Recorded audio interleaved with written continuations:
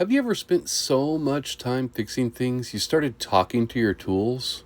Well, today I took it one step further. So I brought my little flashlight. Do you want me to hold it for you and turn it on? Yeah? Is that good? Oh, sorry, sir. So what are you working on today? Today I'm working on a water heater replacement. It's one of those jobs that's equal parts muscle, patience, and making sure you don't end up with a giant pool at the end. How long have you been doing rental maintenance? About 25 years, which works out to roughly 50,000 hours. That's a quarter century at 40 hours a week. Long enough to know the difference between a quick fix and I'll see you tomorrow. Damn, that's a long time if you think of it that way. So, if your career was, let's say, a TV show episode, what would it be? The Man with the Leaky Destiny. Every week, a new episode and new cliffhanger. This week, will a faucet drip win or will I? Spoiler alert, I will. Soon as I find that right wrench. The Man with the Leaky Destiny. I'd so watch that. That's a good one. Anyway, so after 25 years in maintenance, what's the one lesson about life, not just work, you'd want to pass on to somebody? Patience. If you can wait out a tenant yelling at you at 2 a.m. in the morning that the fridge isn't working, you can handle just about anything. Whoa, that's like super insightful. I mean, my mind's blown. So, what do you think most people completely misunderstand about being a maintenance tech? They think we just change light bulbs and plunge toilets, when in reality, some days it's plumbing, carpentry, HVAC repair, detective work, and even being the occasional psychiatrist to the tenant. Oh, I could totally see that. I used to think that back in the day too. What's the funniest excuse a tenant ever gave you for why something was broken? Funniest excuse. I had this one tenant who swore to God the glass light fixture cover on his light just exploded all randomly by itself. And when I get there, in reality, I notice directly below the light, I found the dartboard. As if that wasn't obvious, that person was definitely a dope. So, if maintenance technicians had a superhero league, what would your superhero name be and what would your power be? I don't know. I'd be Captain Duct Tape with a superpower to fix anything with silver magic. My sidekick, WD-40. Captain Duct Tape. Oh my gosh. Dude, I love that. Captain Duct Tape. I'm going to take that. You don't mind, right? By the way, has anybody ever told you you're good looking? You look like somebody I know. I can't place it. Anyway, what's the weirdest or most random thing you've ever found left behind in an apartment? The weirdest or most random thing, you know? Boy, that takes some thought. There was this one time, a long time ago, I can't remember who, they left a Superman cutout with a cowboy hat on it. I don't remember or know who that person was, but I hope they're living their best life right now. I totally bet they're living their best life, man. That is freaking cool. I would totally do the same thing. Have you ever fixed something in 2 minutes flat, but pretended it took longer so you could look like a wizard?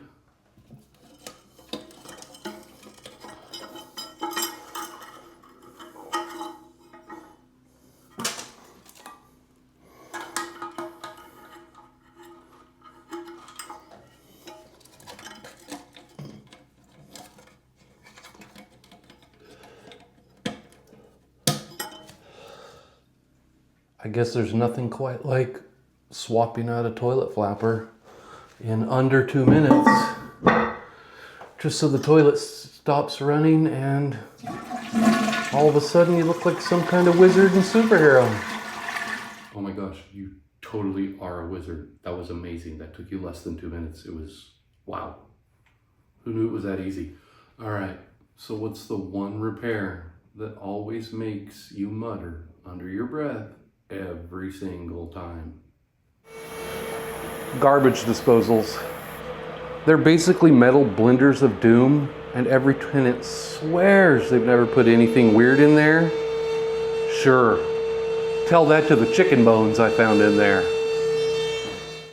Oh, garbage disposals. Yuck. So if you could have a superpower specifically for DIY projects and home repairs, what would it be and why? Boy, that would be a tough question. I'd be like Captain Know-It-All. Every time I walk in, I just automatically know what's wrong and automatically know how to fix it. Oh man, you're Captain Know-It-All now, man. I thought you were already, but totally, that's your new nickname. So if you could have any famous fictional character as your sidekick, who would you pick? And why? Either the Flash or Superman, because I would need the speed they have to get all the projects done in lightning fast time frames. Zoop, zoop, zoop. Yeah, man, having the Flash or Superman zip around, things would be done so fast. Dude, you'd be the most awesome person. So here's a good one. If you could go back in time and give your beginner maintenance technician self just one piece of advice, what would it be? What would you tell yourself? You know, a maintenance tech career is very rewarding. It doesn't pay a lot. It's actually, I think maintenance technicians are very underpaid for some of the skills they have. But the rewards you get from the skills, the self-sufficiency when it comes to DIY projects, the ability to troubleshoot your own problems can make up for some of that difference. It's definitely a low-paid job, but very, very rewarding. If you have a superhero complex, you're always saving the tenant. You're always the guy who came in and fixed it and saved the day. If that's your thing, I would recommend a maintenance career for anybody who likes hands-on stuff, likes doing a little bit of everything you can dream of, and likes being the superhero. Go Captain Duct Tape. That's true. You totally want to pick a career that would give you gratification. What's the one tool you absolutely can't live without in your DIY arsenal?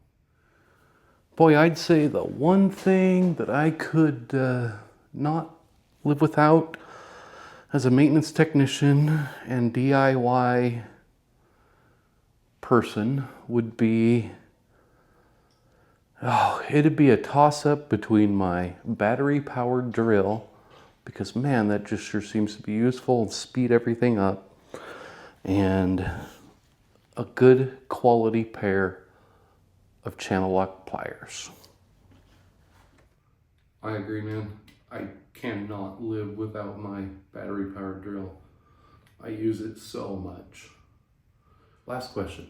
If you could magically have any famous DIY or home improvement expert over to hang with you and help you out for just one day, who would you invite? Ooh, that is a really good question. I already know the answer to that. So, any expert that I choose, I would probably have to either, it's kind of a toss-up. I like Jeff from the Home Improvement channel, Jeff Thornburg, but it would probably be, if I got to choose any expert, Mike Holmes from Holmes Makes It Right.